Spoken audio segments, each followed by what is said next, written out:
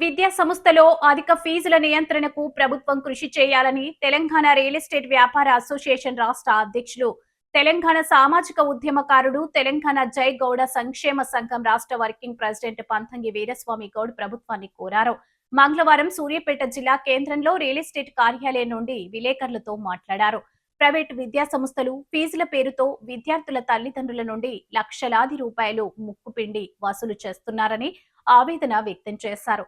సమాజంలో ప్రస్తుతం చదువుకునే రోజుల నుండి చదువుకునే రోజులకు మారాయని, ప్రైవేట్ విద్యా సంస్థల ఫీజుల దోపిడీ నియంత్రణకు ముఖ్యమంత్రి రేవంత్ రెడ్డి అధికారులకు ఆదేశాలు ఇవ్వడం హర్షణీయమని కొనియాడారు. ఈ విషయంపై ముఖ్యమంత్రి రేవంత్ రెడ్డి వెనక్కి వెళ్లకుండా తమిళనాడు, యూపీ, ఢిల్లీ రాష్ట్రాల తరహాలో ఫీజుల నియంత్రణ చట్టం తీసుకురావాలని విజ్ఞప్తి చేశారు. ఎంతో మంది ప్రజలు తమ పిల్లల భవిష్యత్తును దృష్టిలో ఉంచుకొని చదువుల కోసం లక్షలాది రూపాయలు అప్పులు చేస్తూ అప్పులు తీర్చలేక ఆత్మహత్యలు చేసుకుంటున్న సందర్భాలు ఎన్నో ఉన్నాయని ఆవేదన వ్యక్తం చేశారు.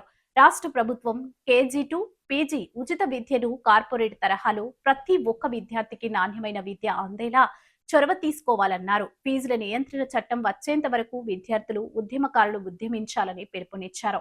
ఈ కార్యక్రమంలో సూర్యాపేట జిల్లా రియల్ ఎస్టేట్ వ్యాపార అసోసియేషన్ అధ్యక్షుడు బలగం సత్యగౌడ్, సూర్యాపేట జిల్లా గౌరవ అధ్యక్షుడు దేవతి కిషన్ నాయక్, తెలంగాణ రియల్ ఎస్టేట్ రాష్ట్ర కోశాధికారి పాలా సైదులు, రాష్ట్ర కార్యదర్శి అమరవాది శ్రావణ్, జిల్లా ప్రధాన కార్యదర్శి వేనా శ్రీనివాస్ రెడ్డి, జిల్లా గౌరవ సలహాదారుడు మాదిరెడ్డి గోపాల్ రెడ్డి, రాపర్తి చానయ్య, పర్వతం వెంకటేశ్వర్లు, ఖమ్మంపాటి అంజయ్య గౌడ్, ఆకుల మారయ్య గౌడ్, ఐతగాని మల్లయ్య గౌడ్, సారగాండ్ల కోటేష్, రాష్ట్ర ఉపాధ్యక్షుడు కోడి లింగయ్య, కృష్ణారెడ్డి తదితరులు పాల్గొన్నారు.